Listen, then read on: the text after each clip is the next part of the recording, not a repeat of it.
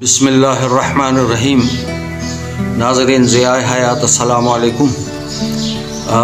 اگر آپ کو آج کسی ایسے شخص کا واقعہ بتایا جائے کہ جس کے بارے میں مشہور یہ ہے کہ وہ کم از کم 3000 فٹ سے زیادہ کا قد رکھتا تھا اور اتنا لمبا اس کا قد تھا کہ وہ جب کھڑا ہوتا تھا تو اس کے ہاتھ بادلوں کو چھوتے تھے، اور اگر سمندر میں کھڑا ہو جائے تو اس کے گھٹنے جو تھے وہ صرف سمندر میں ڈوبتے تھے، یعنی آدھا دھڑ اس کا سمندر میں ڈوب جاتا تھا۔ اور اس قدر طاقتور اور خطرناک شخص تھا کہ اس نے حضرت موسیٰ علیہ السلام پر پہاڑ اکھیڑ کر پھینکنے کی کوشش کی۔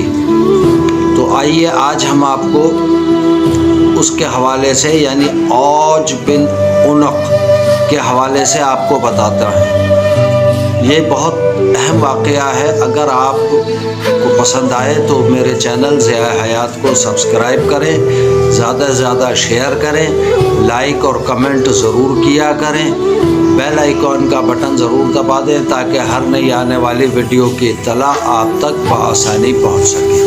عوج بن عنق تاریخ اور روایات میں ایک ایسا نام ہے جس کے ساتھ حیران کن اور حیرت انگیز داستانیں جڑی ہوئی ہیں۔ اگرچہ معتبر اسلامی تاریخی کتب اور احادیث میں اس کا کوئی ذکر نہیں ملتا، لیکن اسے اسرائیلیات یعنی یہودی روایات مانا جاتا ہے اور سمجھا جاتا ہے۔ لیکن ادبی اور لوک کہانیوں میں یہ شخصیت اپنی جسامت اور طاقت کی وجہ سے بہت مشہور ہے۔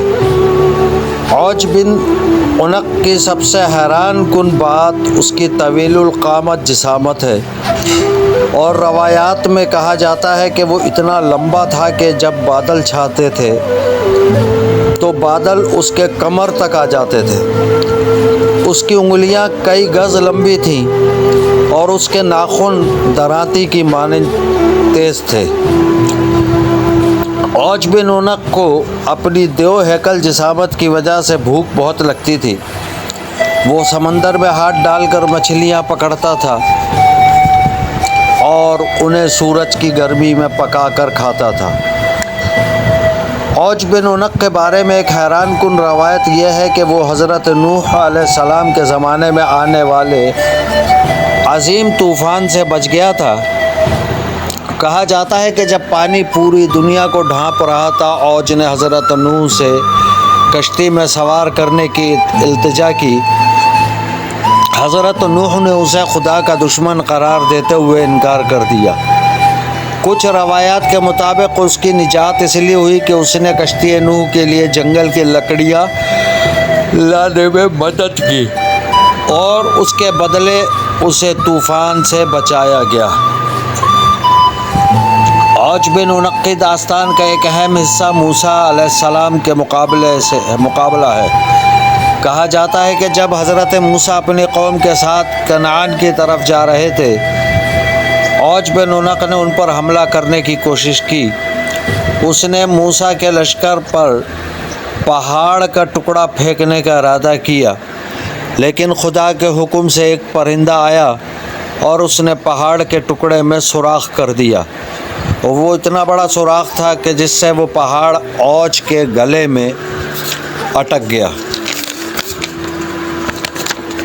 اور اس پہاڑ کے ٹکڑے کے پھنسنے کے بعد حضرت موسیٰ نے اپنا عصا عوج کے ٹخنے پر اس زور سے مارا جس سے کہ وہ کمزور ہو گیا اور آخر کار مر گیا۔ جبکہ کچھ روایات میں کہا جاتا ہے کہ اس کے مرنے کے بعد اس کے جسد خاکی اتنا بڑا تھا کہ لوگوں نے اس کے انگوٹھے میں پل بنا لیا تھا تاکہ لوگ دریا عبور کر سکیں۔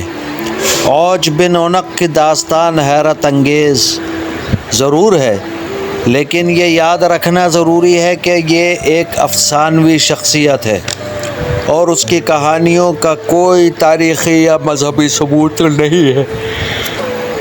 تاہم یہ داستانیں ادبی اور ثقافتی لحاظ سے اہم ہیں اور انسانی تخیل کی طاقت کو ضرور ظاہر کرتی ہیں۔ والسلام علیکم ورحمۃ اللہ وبرکاتہ، جزاکہم اللہ خیرہ۔